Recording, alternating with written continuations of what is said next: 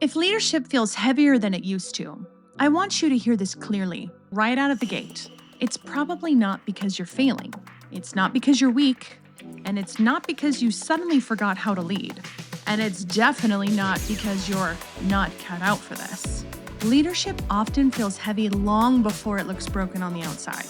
And today, I want to talk about why that weight shows up and why blaming yourself is usually the least accurate explanation. Welcome to Leadership Clearly. I'm your host, Julie Wagner. I'm glad you're here. Before we dive in, I want to share something briefly for those of you who already know you're craving deeper clarity. Not just insight, but real leadership structure. The Legacy Leadership Intensive Waitlist is officially open. This is for leaders who don't need more motivation, but do need space, strategy, and support to lead with conviction instead of carrying everything alone. It's not about fixing you. It's about clarifying what you're already carrying and how you're leading. If that resonates with you, you can join this waitlist now. There's no pressure, just an open door for those who are ready. Okay, so let's get into today's episode. Well, Happy New Year. I cannot believe this is the first podcast of 2026, so I'm very thankful that you are here joining me today. I want to dive right in. So, today, again, we're going to be talking about why leadership feels heavy and why it's not a you problem. We've all seen it. Maybe you're living this right now. On paper, you're winning. The revenue is there.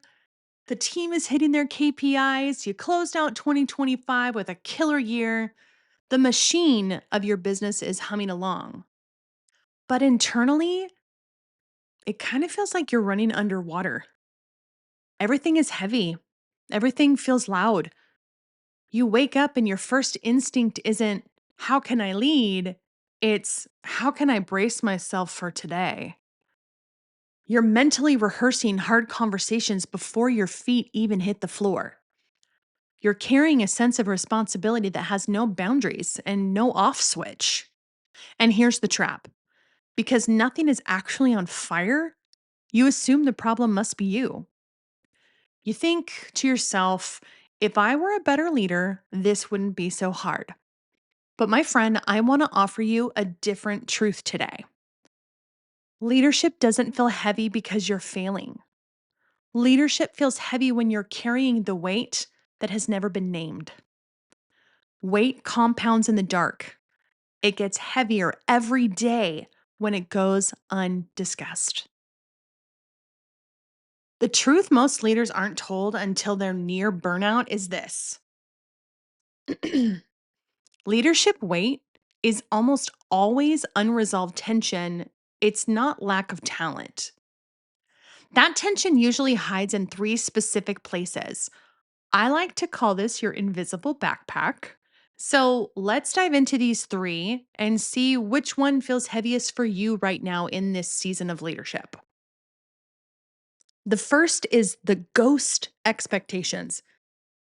These are the things you never agreed to, but somehow you ended up carrying them. This tension lives in the gap between what is on your job description and what is actually on your plate. And there's a difference. It's the invisible work. Maybe it's the way you've become the unofficial mediator for every team conflict, or the person who always has to save the project at 9 p.m. because no one else is thinking 3 steps ahead. This might feel like that nagging feeling that you're on call 24/7. You didn't sign a contract saying you'd be the emotional janitor or the midnight proofreader, but because you've done it before, now it's expected. Here's what the internal monologue might sound like: if I don't do this, it's going to fail. And everyone expects me to be the one who doesn't let it fail. The second is going to be the emotional load. As a leader, you aren't just managing spreadsheets, you're managing the weather of the office. When the market shifts, or a client is unhappy, or a project falls apart, the team looks at your face to see how they should feel. You're staying calm so they don't panic. You're holding back your own frustration so the culture stays positive. How this feels. It's a specialized kind of exhaustion. It's the feeling of being full. You have no room for anyone else to have a bad day because you've spent your day acting as a sponge for everyone else's anxiety. Here's what your internal monologue might sound like: I don't have the luxury of having a bad day. I have to be the steady one, even when I'm the one who feels the least steady. And if you are a firstborn in a family and you have siblings, I can guarantee you have felt this at some point, many points in your life. And I know this from firsthand experience because I am the firstborn of four. And I have seriously dealt with this my whole life. And I've seen it go from my personal life into my leadership, which is why this one has such a special meaning to me, because this is something that I've worked really hard to overcome and make sure that I don't feel that emotional load. Okay, now the third. This is the trap of the capable, and I like to call this one overfunctioning. Let me preface with this.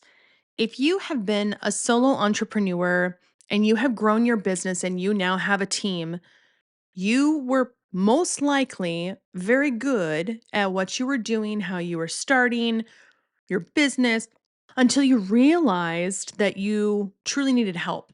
But because you have so much invested into this company, into this business of yours, you tend to be a little controlling. Nothing wrong with that, right? Control usually equals order. Sometimes it can equate to chaos, who knows? But as entrepreneurs, and I speak from personal experience myself here too, we tend to be a little controlling and death grip the things that we want to make sure are done well. And this is where overfunctioning comes into play. This is the most dangerous one for high performers. Overfunctioning is when you do for others what they can and what you hired them for, and what they should do for themselves. Because you're fast, because you're smart, because you care about excellence, because this is your baby and you want to see it excel, you step in just this once to fix a mistake or clarify a mess. But just this once starts to become a lifestyle with you as a leader in this business. How this feels for you. It feels like being a bottleneck. You're working harder than everyone else, but you're also frustrated that no one is stepping up. The irony, they aren't stepping up because they've subconsciously learned that you will always catch the ball. Your internal monologue might sound like this: it's just faster if I just do this myself. By the time I explain it, I could have finished it. I know someone listening to this right now is hooting and hollering, like I would be if I was listening to this right now as a new listener, going, Girl, are you reading my mind? I promise you I'm not. But again, I'm speaking from experience. And as someone who has been a longtime entrepreneur and a longtime leader in multiple different industries, I tell you, I've been there, done that. Girl, I got the t shirt. I got the t shirt. Now we're going to do some diagnostic questions together. So I'm going to ask you these questions, and I want you to not overthink the answer. Just go with your first instinct. But if you are a note taker, now is the time to whip out your notes, either on your phone, if you are old school and like to physically write them, totally up to you. So, the first, let's uncover ghost expectations. So, the goal of this is to identify the unsigned contracts that you're currently filling, the default test. What is the one thing everyone assumes you will handle simply because you always do, even though it's not actually your job? The second is the dropped ball fear. If you stop doing task XYZ tomorrow, would the business actually break? Or would it just be uncomfortable for someone else to pick it up? And the third is the boundary gap. Where am I resentful right now? Resentment is almost always the sign of a ghost expectation you haven't named yet. So, the second, let's talk about measuring the emotional load. Your goal here is to see how much of other people's weather you're carrying. So, the first question, this is the mirror check. Do I feel like I have to filter my own stress, frustration, or uncertainty so that the team doesn't panic? The second question is the room factor. When I walk into a meeting, am I more focused on the agenda? Or am I scanning everyone's faces to see who is unhappy and how I can fix it? And the third is the after hours echo. When I stop working, am I thinking about the tasks or am I replaying the reactions and emotions of my team members? And the third, we're going to be identifying overfunctioning. The goal with this, spotting where your competence has become a bottleneck. The 80% rule. Is there a task I'm doing at 100% quality that a team member could do at 80%? Ask yourself, why am I holding on to that 20% difference? The second is the rescue pattern. Have I stepped in to save a project in the last few weeks because I didn't trust the person assigned to it to handle the friction? And the last is the easier myself lie that we often tell ourselves, by the way. How many times in the last few weeks have I just said, it's just faster if I do it myself, instead of using it as a teaching/coaching moment? Here's something to think about. If you answered yes to any of the questions in category 1, you don't have a workload problem, you have a clarity problem. If you answered yes to the questions in category 2, you have a differentiation issue. If you hit yes on category 3, you don't have a talent problem, you have a distribution problem. So if leadership feels heavy right now, I don't want you asking yourself, what is wrong with me? I want you to look back at that invisible backpack and start asking yourself harder and better questions. Because here's the secret: clarity doesn't remove responsibility, it organizes it. When the weight is unorganized, it's just stress. But when you organize it, it becomes strategy. So if you're carrying ghost expectations, you don't need to work harder. You need to recontract. You need to have the what is actually my job conversation. If you're carrying the emotional load, you need to differentiate. You need to learn where you end and your team begins, so their bad day doesn't have to become your identity. If you're overfunctioning, you need to distribute. You have to be brave enough to let a ball drop occasionally so that someone else realizes they were supposed to be the one catching it, not you. Organized weight feels like a productive workout. Silent, unnamed weight feels like a collapse. So let's dive into some biblical blueprints for shared weight. One of the most grounding leadership truths is that you were never designed to be a solitary hero. We often think that strength means carrying it all without complaining, but scripture shows us a very different model. Let's go over Moses. Let's talk about naming the exhaustion. In Exodus 18, we see Moses sitting from morning until evening, trying to settle every single dispute for the people of Israel. He was winning on the surface, but his father in law, Jethro, he saw right through it. He looked at him and said something every leader needs to hear. Now, this is Exodus 18:17 through 18. What you are doing is not good. You and these people who come to you will only wear yourselves out. The work is too heavy for you, and you cannot handle it alone. Jethro didn't tell Moses he was a bad leader. He told him that he was carrying unnamed weight. Moses had to name the burden and then appoint others to share it. Let's talk about Nehemiah distributing the work. When Nehemiah set out to rebuild the wall of Jerusalem, he didn't pick up a trowel and try to do the whole thing by himself. He organized it. He assigned families to the section of the wall right in front of their own houses. He understood that people carry weight better when it's clearly theirs and they are connected to the outcome. That's found in Nehemiah 3, by the way. Now, last, this is the law of Christ, which is the weight balance. There is a beautiful but almost confusing tension in Galatians 6 that every leader should memorize. Verse 2 says, "Carry each other's burdens, and in this way you will fulfill the law of Christ." But just 3 verses later, verse 5 says, "For each one should carry their own load." The wisdom for us as leaders is discerning the difference. A burden is a crushing weight that requires help. A load is the daily responsibility that belongs to that individual. When you are overfunctioning, you are trying to carry their load, which prevents them from fulfilling their own purpose, and that leaves you exhausted.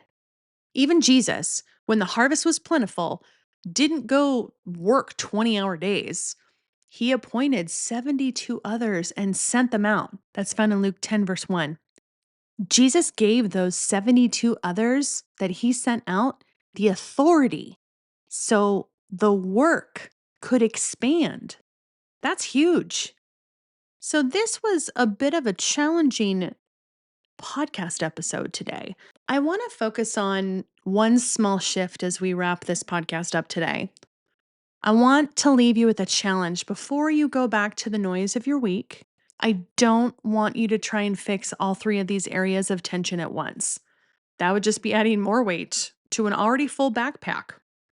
Instead, I want you to pick one. Look at your calendar for this week. Find one ghost expectation you're going to name, or one overfunctioning task that you're going to hand back to the person it actually belongs to. Because, my friends, the goal isn't to just be a leader who can carry more. It's to be a leader who is free enough to focus on what matters the most. And if you're sitting here thinking, I know I need to do this, but I don't know how to have the conversation, or I've been the fixer for so long, I don't know how to stop, then stay with me. This series throughout this month is designed to be your roadmap for an internal overload to grounded clarity. We're going to build the structures that allow you to lead with conviction without losing your soul in the process. If you've found value in this podcast today, would you do me a favor? Share this with another leader who you know is carrying a heavy load. Let's start a different kind of conversation about what strength actually looks like. Take one more deep breath, my friend. You aren't failing. You've just been carrying a weight that finally deserves a name. If this episode brought clarity to something you've been carrying, I'm so glad you're here, and this podcast is just for you. New episodes of Leadership Clearly drop every Monday, so you can start your week with clarity and conviction in how you lead. And if you're listening on Apple Podcasts or Spotify, I'd really appreciate you taking a moment to leave a review. And also, if someone came to mind while you were listening to this today, I would be so honored if you shared this episode with them. Thanks again for joining me. I'll see you next week.